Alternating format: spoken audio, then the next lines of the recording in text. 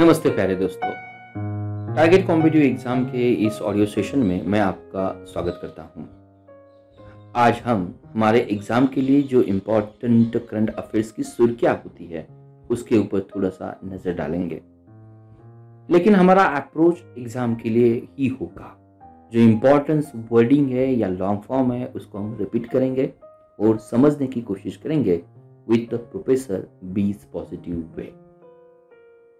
First बात आती है केंद्रीय शिक्षा मंत्री यूनियन एजुकेशन मिनिस्टर जो रमेश पोखरियाल निशंक है, उन्होंने जो रिपोर्ट को रिलीज किया है, इस रिपोर्ट को शॉर्ट फॉर्म है UDISE प्लस 2019 और 20 का।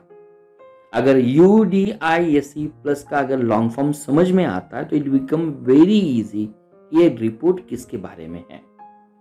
ये report United district information system for education plus के बारे में है। लॉन्ग फॉर्म आप देखो, UDISE प्लस का किस डिपार्टमेंट ने उसको रिलीज किया? ये डिपार्टमेंट है एजुकेशन डिपार्टमेंट केंद्र सरकार का, और लॉन्ग फॉर्म है United district information system for education plus. अगर एजुकेशन प्लस की बात आती है तो इसमें 2019 और 20 का कंपैरिजन एनरोलमेंट रेशो है, पीपल टीचर रेशो है, गर्ल्स का एनरोलमेंट है, दिव्यांग स्टूडेंट का एनरोलमेंट है, नंबर ऑफ स्कूल में कितने इंटरनेट फैसिलिटीज है, या स्कूल में लाइब्रेरी रीडिंग रूम है या नहीं, इसके बारे में यहाँ रिपोर्ट दिया है। हमारे एग्जाम के लिए बिल्कुल ही इंपॉर्टेंट नहीं होगा कि दिव्यांग छात्रों का एनरोलमेंट कितना प्रतिशत से बढ़ चुका है या इंटरनेट सुविधा वाले कितने स्कूल है। हमारे लिए सिंपल UDISE का लॉन्ग फॉर्म होगा, उसी के ऊपर आप ध्यान दे दो, बाकी नंबर बिल्कुल इंपॉर्टेंट नहीं हो गए। नेक्स्ट बात आती है वर्ल्ड UFO डे की। वर्ल्ड UFO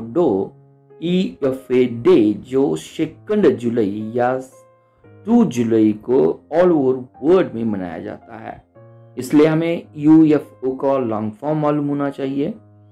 अगर लॉन्ग फॉर्म समझ में आता है तो इस वर्ल्ड डे का मकसद भी हमें समझ में आता है। UFO stand for unidentified flying object.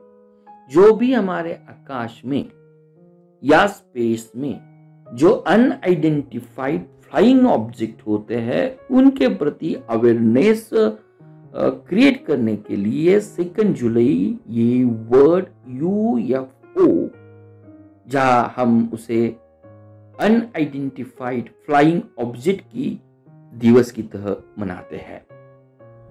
तो ये फर्स्ट सेलिब्रेट जो UFO के रिसर्चर है हक्तान अग्दोगोनी द्वारा मनाया गया था। हक्तान अग्दोगोनी द्वारा बनाया गया था, और इस डे का मेन पर्पस सभी गवर्नमेंट जिन्होंने UFO देखने के बाद जो डॉक्यूमेंट बनाए हैं, जो रिपोर्ट बनाई है, जो फाइल्स बनानी है, या उसको डिक्लासिफाइड करना या उसे ओपन करना, ये भी उसका मकसद आता है। UFO unidentified flying object as name indicate अज्ञात उड़ने वाली वस्तु जिसे तुरंत हम पहचाना या समझाया नहीं जा सकता। नेक्स्ट रैंकिंग आती है इंडिया की, जिसे हम global startup ecosystem index 2021, global startup ecosystem index 2021। अगर स्टार्टअप की बात आती है तो ये जो इंडेक्स बनाई जाती है स्टार्टअप ब्लिंक द्वारा, और इस 2021 में इंडिया का जो रैंकिंग है ये 3 से बढ़कर 20th spot out of total 100 country में आ चुका है। तो स्टार्टअप ब्लिंक द्वारा ये global startup ecosystem index ranking को रिलीज किया। लाइक लास्ट ईयर में ही US, UK, Israel top most country थे, लेकिन लास्ट ईयर 2020 में भारत का रैंकिंग 23rd था। इस साल ये रैंकिंग 3 रैंक से बढ़कर ये 20th रैंक बन चुका है। और ये ग्लोबल सिस्टम, जिसे हम ग्लोबल स्टार्टअप इकोसिस्टम इंडेक्स कहते हैं, ये रैंकिंग कैलकुलेट करने के लिए जो 3 पैरामीटर कंसीडर किए जाते हैं, उसमें quantity, quality and business environment, इस पैरामीटर को कंसीडर किया जा सकता है। तो क्वांटिटी की बात आती है तो स्टार्टअप की संख्या कितनी है, कहाँ पे कोवर्किंग स्पेसेस कितने हैं। क्वालिटी की पैरामीटर्स आती है तो नंबर ऑफ एम्प्लॉय स्टार्टअप में काम करते हैं, कि प्रेजेंस ऑफ यूनिकॉर्न की उपस्थिति कितनी है, वैश्विक स्टार्टअप इवेंट कितने हैं। अगर बिजनेस एनवायरनमेंट पैरामीटर की बात आती है तो internet speed, doing the business, level of English proficiency, research आदि पैरामीटर को यहाँ कंसीडर किया जाता है। जो startup global startup ecosystem index को जारी करता है, ये स्टार्टअप ब्लिंक एक ecosystem map and research centre है। ये free quality information for startup founder को और स्टेक होल्डर को देती है। तो हमारे लिए इस रिपोर्ट का नाम क्या है और इस रिपोर्ट को कौन रिलीज करता है और इंडिया की रैंकिंग क्या थी, इसके बारे में जरूर क्वेश्चंस होंगे, उसी के ऊपर हम ज्यादा स्टेट करेंगे। नेक्स्ट बात आती है वित्तीय वर्ष 2020 और 21 में इंडिया का जो करंट अकाउंट है, उस करंट अकाउंट में 0.9% जो सरप्लस अधिशेष रहा है, उसके बारे में ये रिपोर्ट है। तो कुल जीडीपी से 0.9% की सरप्लस या अधिशेष जो करंट अकाउंट में रह चुका है, उसके बारे में ये न्यूज है। तो हमारे लिए यहाँ कोई आंकड़ों का मायना नहीं रखता, लेकिन करंट अकाउंट आता है तो करंट अकाउंट क्या होता है उसके बारे में हमें जरूर जानना उतना ही इंपॉर्टेंस होता है। तो करंट अकाउंट हमारे देश या किसी भी कंट्री का import exports of goods and services, उनमें रिप्रेजेंट किया जा सकता है। Payment made to the foreign investor हो सकता है, and transfer such as foreign aid उसके अंतर्गत आती है। तो किसी देश की माल और सेवाओं के आयात और निर्यात, विदेशी निवेशकों के लिए भुगतान और विदेशी सहायता जैसे हस्तांतरण को प्रतिनिधित्व किया जा सकता है। तो वित्तीय वर्ष 2020 और 21 में भारत के चालू खाते में 0.9% का अधिशेष रह चुका है। नेक्स्ट बात आती है आंध्र प्रदेश ने जो न्यू आईटी पॉलिसी 3 ईयर के लॉन्च की है। आपको क्वेश्चन आया जाएगा किस 3 ईयर के लिए आंध्र प्रदेश ने ये न्यू आईटी पॉलिसी को इंप्लीमेंट किया है। तो ये 2021 से लेकर 24 तक ये आंध्र प्रदेश की न्यू आईटी पॉलिसी है। तो इस पॉलिसी के तहत जॉब को जनरेट किया जाएगा और स्टार्टअप जो भी रहेंगे उन स्टार्टअप को एंड टू एंड सपोर्ट किया जाएगा, ये भी उसके अंतर्गत आता है। तो इस पॉलिसी के तहत office space, access to investor, mentor, fund through the venture capital आदि सुविधा प्रदान की जाएगी। और इसी के अंतर्गत इंक्यूबेशन सेंटर या हैकाथॉन या वर्कशॉप फॉर स्टार्टअप को भी गवर्नमेंट बूस्टिंग करेगी। At the same time digital library और वर्क प्लेस के लिए भी ग्राम पंचायत के लेवल पर सेटअप किया जाएगा। तो क्वेश्चंस बहुत सिंपल होगा। आंध्र प्रदेश के बारे में किस स्टेट ने न्यू स्टार्टअप पॉलिसी किस या कितने ईयर के लिए स्टार्ट किए, तो इसका आंसर जरूर आंध्र प्रदेश होगा। नेक्स्ट बात आती है हमारे भारत नेट परियोजना की। जो भारत नेट परियोजना या प्रोजेक्ट है, उसको हमारे कैबिनेट ने पीपीपी मॉडल, जिसे हम पब्लिक प्राइवेट पार्टनरशिप मॉडल कहते हैं, भारत नेट परियोजना को सार्वजनिक निजी भागीदारी मॉडल के जरिए कार्यान्वयन करने की मंजूरी दी है।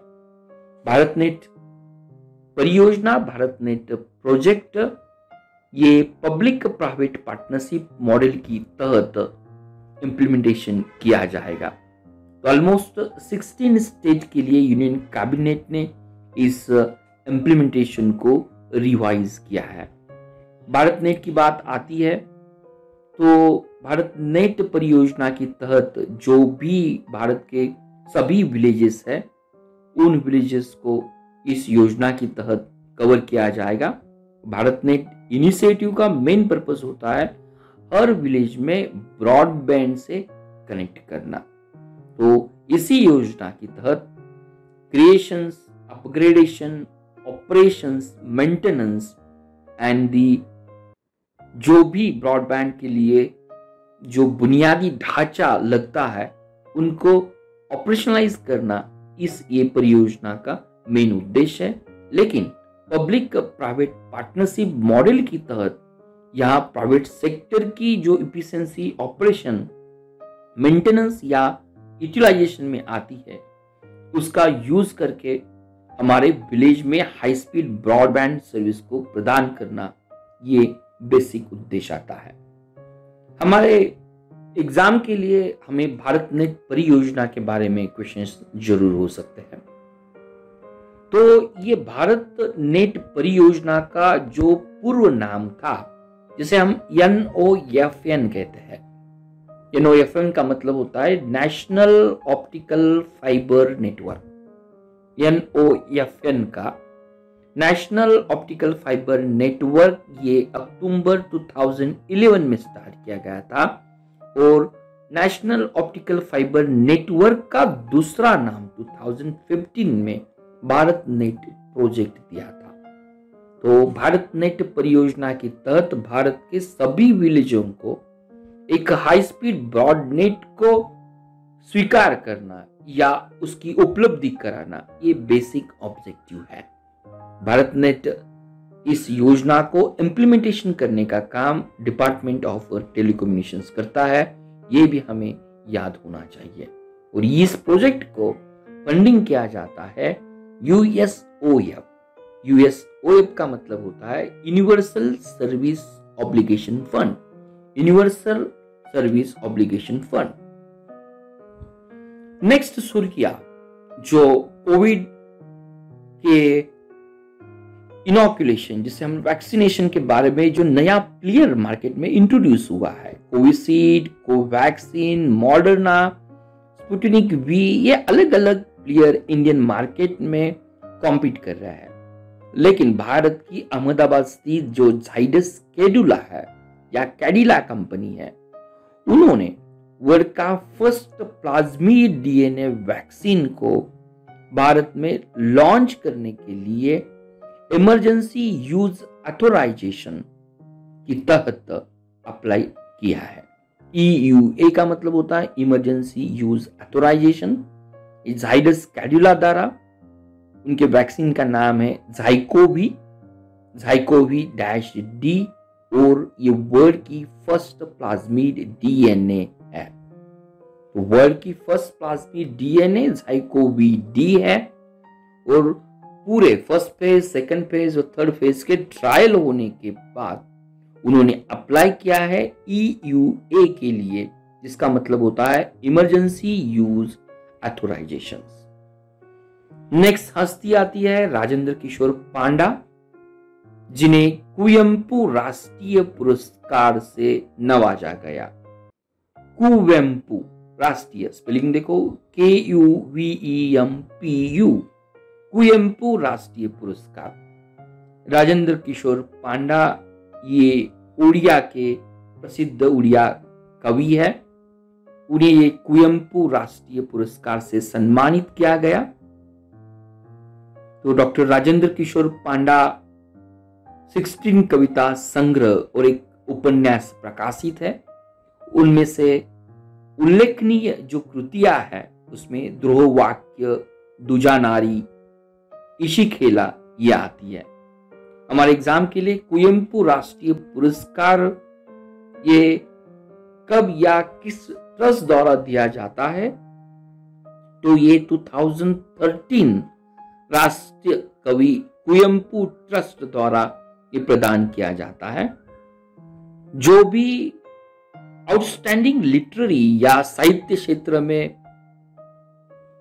वर्क होता है, उन वर्क को रिकॉग्नाइज करने के लिए भारतीय संविधान द्वारा जो प्राप्त भाषा है या अधिकृत 22 लैंग्वेज है, इस किसी भी लैंग्वेज में साहित्यिक ने जो कार्य किया है उनको रिकॉग्नाइज करने के लिए ये जो राष्ट्र कवि कुवेम्पु थे, उनके ट्रस्ट द्वारा ये कुवेम्पु राष्ट्रीय पुरस्कार प्रदान किया जाता है। तो राजेंद्र किशोर पांडा उड़िया कवि है, उनके लिए ये पुरस्कार प्राप्त हुआ है। नेक्स्ट बात आती, चीन को मलेरिया मुक्त घोषित किया गया। चीन को मलेरिया मुक्त घोषित करने का काम जो किया है वो वर्ल्ड हेल्थ ऑर्गेनाइजेशन ने किया है। तो ये 14th कंट्री है जिसे WHO ने एक मलेरिया फ्री की तहत रिपोर्टिंग की है। मलेरिया की अगर बात आती है तो हमें ये प्रोटोजोआ से होने वाला, यहाँ पे जो भी हम मॉस्किटो कहते हैं, it works as a vector, और उनके द्वारा जो प्रोटोजोआ प्लाज्मोडियम पैरासाइट होते हैं उनको ट्रांसमिट किया जाता है फ्रॉम मॉस्किटो टू पीपल। और जो mosquito female anopheles mosquito is responsible होते हैं। तो अगर क्वेश्चन आता है किस राष्ट्र को WHO द्वारा मलेरिया फ्री घोषित कर दिया, तो चाइना ये नाम होगा। और अगर मलेरिया के बारे में क्वेश्चन आते हैं मलेरिया किसकी वजह से होता है, तो हमारा जवाब होगा ये प्रोटोजोआ, जिस प्रोटोजोआ का नाम है प्लाज्मोडियम पैरासाइट। और वेक्टर कौन होता है? वेक्टर का नाम होता है फीमेल एनाफिलिस मॉस्किटो। तो ये भी उतना ही इंपॉर्टेंस होगा। नेक्स्ट बात आती है हमारे लिए, इंडियन नेवी ने जो भारत इलेक्ट्रॉनिक्स लिमिटेड, जिसे हम BEL कहते हैं, उनके साथ जो मेमोरेंडम ऑफ अंडरस्टैंडिंग को साइन किया है in order to have the जो उभरती या इमर्जिंग टेक्नोलॉजी है उसको अपनाने के लिए। तो हमारा यहाँ पे भारत इलेक्ट्रॉनिक लिमिटेड के बारे में जरूर क्वेश्चंस होगा। ये नवरत्न पब्लिक सेक्टर कंपनी है और डिफेंस मिनिस्टर के अंतर्गत काम करती है। 1954 में ये स्थापित है और उसका हेडक्वार्टर बेंगलुरु में है। या Bharat electronics limited Indian navy को, इंडियन नौसेना को आर्टिफिशियल इंटेलिजेंस, क्वांटम कंप्यूटिंग और रोबोटिक्स फील्ड में जरूर मदद करने वाली है। और नेक्स्ट क्वेश्चन है हमारे लिए, सुधर्मा के संपादक KV संपत कुमार का जो निधन हुआ। सुधर्मा ये भारत का और वर्ल्ड का फर्स्ट संस्कृत डेली है या दैनिक है, और KV संपत कुमार उसके एडिटर थे। तो सुधर्मा ये भारत का और वर्ल्ड का फर्स्ट संस्कृत दैनिक है और ओनली आज का संस्कृत दैनिक हम जरूर कहेंगे। और KV संपत कुमार जो निधन हुआ है ये उनके संपादक थे। और आज के लिए लास्ट क्वेश्चन है, हौसला ये scheme lieutenant governor of Jammu Kashmir है, उन्होंने लॉन्च की है। हौसला स्कीम जम्मू कश्मीर के लेफ्टिनेंट गवर्नर मनोज शर्मा ने इस स्कीम को लॉन्च किया है। तो मेन पर्पस इस स्कीम का जो है केंद्र शासित या जम्मू कश्मीर के महिला उद्यमिता के उद्देश्य से ये व्यापक कार्यक्रम है। वुमेन एंटरप्रेन्योरशिप को बढ़ावा देना इस हौसला प्रोजेक्ट का मेन उद्देश्य है। तो गाइडेंस की तरह यहाँ पे महिलाओं को बिजनेस और उनके जो प्रोडक्ट आते हैं उनको रीच करने के लिए हौसला के तहत गाइड किया जाएगा। जम्मू कश्मीर के जो डेप्यूटी राज्यपाल है, उपराज्यपाल है, लेफ्टिनेंट गवर्नर है मनोज सिन्हा, उनकी जो पॉलिसी है back to the village programme के तहत इस हौसला योजना को लागू किया है। तो मेरे प्यारे दोस्तों, हमेशा की तरह इस ऑडियो में भी हमने 10 पॉइंट को डिस्कस किया, आपके साथ शेयर किया। मुझे पूरी उम्मीद है आप उसे ज़रूर रिकॉल करेंगे और आने वाली एग्ज़ाम में हंसते हंसते अपना रेगुलर काम करते करते इस ऑडियो को अगर आप सुनते हो तो ये ऑडियो डेफिनेटली एक आपके पादान में या सक्सेस वे में एक सक्सेसफुल जरूर हो सकता है। एंजॉय करें विद प्रोफेसर, बी पॉजिटिव है, day to day current affairs. Thank you very much.